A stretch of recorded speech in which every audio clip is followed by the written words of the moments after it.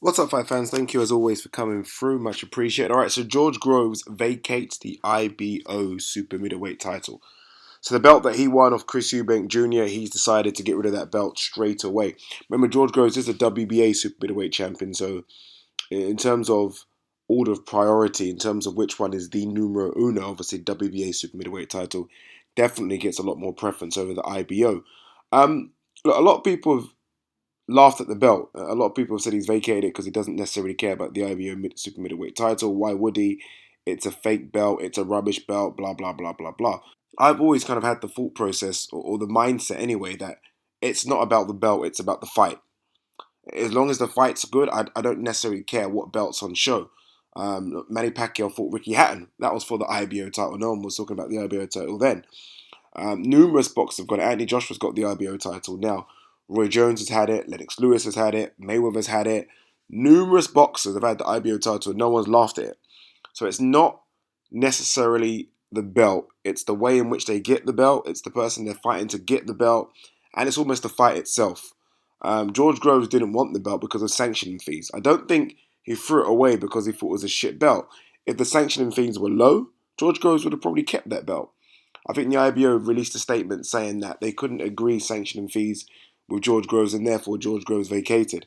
Um, I have a massive problem with sanctioning fees. Huge problem. I don't even know why they exist. Honestly, it's mind-boggling. A promoter puts on the show. Why do you have to pay to win a title? It, look, think of any other sport. Any other sport. Can you imagine? Sort of, I don't know, Roger Federer winning the Wimbledon title, and then I don't know, Wimbledon charging him for use of that title. How does it make sense? You win a title and you have to pay to hold on to that title. You have to pay some sort of fee to the crooked and corrupt sanctioning bodies to hold on to their shitty title.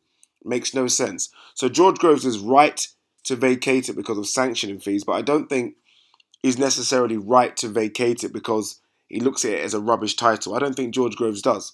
Like I said, the numerous top level boxers have held that belt and still do hold that belt. A few sort of comments have been left after George Groves vacated and said, oh, it kind of really does reinforce how much of a paper champ Chris Eubank was. I disagree. I disagree. And again, believe you me, if George Groves didn't have to pay sanctioning fees or had to pay a minimal sanctioning fee, he would still keep that belt. Absolutely. Why would you not? You won the belt off Chris Eubank, your nemesis for a while. You'd have kept it. I don't think he threw it in the bin, so to speak, because he thought, nah, shit belt. He threw it in the bin because I'm not paying sanctioning fees. And look, numerous fighters have thrown numerous belts away because of exactly the same thing. I mean, Floyd, obviously, Floyd's got hundreds of belts, so he doesn't necessarily care. But Floyd routinely gets rid of the WBO and WBA belts, doesn't care about them. Cares about the WBC, but is refusing to pay sanctioning fees for WBO, WBA. A lot of fighters do it. No one's going to say those belts are crap. So I don't go with the sentiment that it's because it's a paper belt or it's not one of you like the top 4 or 5 belts because it's still a big belt to win. And I think, like I said, with the names are reeled off, why would you not want to be in that company? Anthony Joshua still got it. Anthony Joshua hasn't vacated, so no embarrassment there.